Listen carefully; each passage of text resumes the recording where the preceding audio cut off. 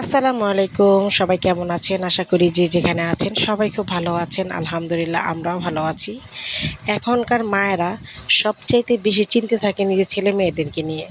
আর এই ছেলে-মেয়েদেরকে নিয়ে চিন্তা করা মানে নিজের ছেলে-মেয়েদেরকে নিয়ে না, অন্যের ছেলে-মেয়েদেরকে নিয়ে। অন্যের সন্তান কিভাবে চলছে, কিভাবে খাচ্ছে, কিভাবে ঘুমাচ্ছে সেগুলো নিয়ে সারাক্ষণ ভাবতে থাকে। তাদের সাথে একটা প্রতিযোগিতামূলক চিন্তাভাবনা মায়েরাই নিজেরাই নিজেদের মধ্যে তৈরি করে ফেলে। তো অন্যদের সন্তানের কথা ভাবতে ভাবতে কখন যে নিজের সন্তান নষ্ট হয়ে যাচ্ছে, কখন যে নিজের সন্তান রং পথে চলে যাচ্ছে এগুলো খেয়াল করে না। এটা সবচাইতে একটা ব্যাড হ্যাবিট, সবচাইতে খারাপ একটা অভ্যাস। প্রত্যেকটা মায়ের এই জিনিসটা নিয়ে সচেতন হওয়া দরকার।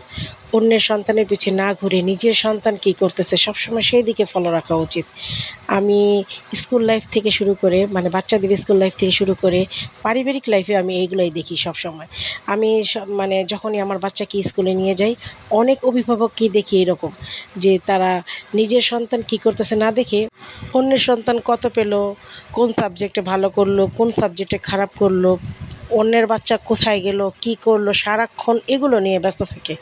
আবার বাসায়ও যখন বাসায় আসি তখন দেখি পাড়া প্রতিবেশীদের বাচ্চাদেরকে নিয়ে অনেক মায়েদের অনেক মাথা ব্যথা। আসলে এগুলো একেবারে অ্যাভয়েড করা উচিত।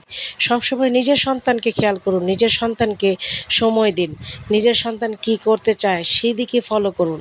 নিজের সন্তানের প্রতি মানে আরও বেশি যত্নশীল হন। অন্যদের প্রতি যত্নশীল হওয়া আপনার কোনো দরকার নেই। যে প্রত্যেকটা সন্তানের জন্য যার যার পিতামাতাই আছে। তো এইরকম ফালতুপনা না করে নিজের সন্তানকে সময় দেন। আমি হাজার হাজার মায়ের সন্তানকে এরকম দেখছি যে যারা নাকি অন্যের সন্তানদেরকে নিয়ে বেশি ভাবে তাদের নিজের সন্তান সব সময় খারাপ হয়। 100% প্রমাণিত, 100% প্রমাণিত।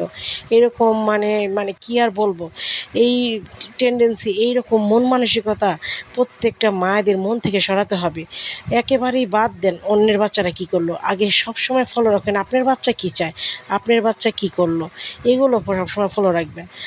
আমিও একজন মা, আমি কখনো কারো বাচ্চা কী করলো, কত নাম্বার পেল, আমি কখনো এগুলো ফলো করি না। আমার চাহাত কী করলো, আমার চাহাত ভবিষ্যতে কি ভালোভাবে চলবে কিনা, আমার চাহাতের ব্যবহারটা কেমন, আমার চাহাত কী শিখলো, কখনো আমি এগুলো মানে সবসময় আমি এগুলো নিয়েই বসে থাকি। কখনো আমি এগুলো নিয়ে প্রতিযোগিতা করি না, কখনোই না।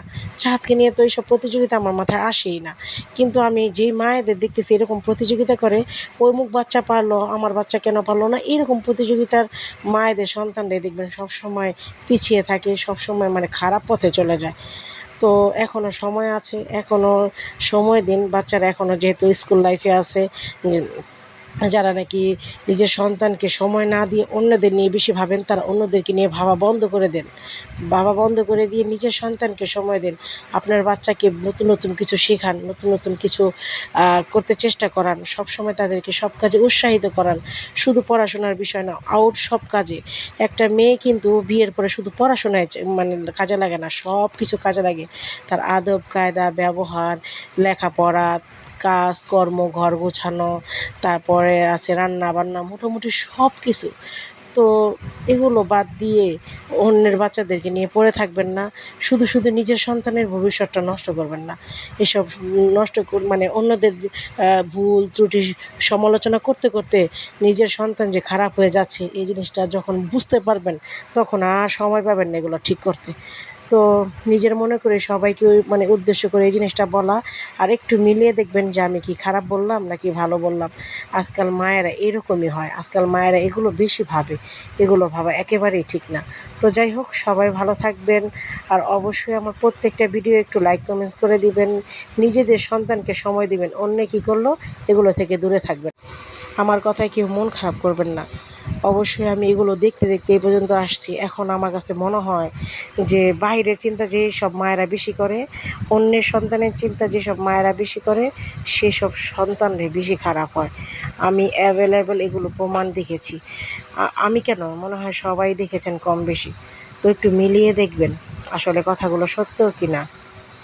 তো যাই হোক, সবাই নিজেদের সন্তানের প্রতি সচেতন হন, নিজের সন্তানের প্রতি ভালোবাসা বাড়িয়ে দেন, নিজের সন্তানকে সব সময় সুন্দরভাবে চলার একটা রাস্তা করে দেন।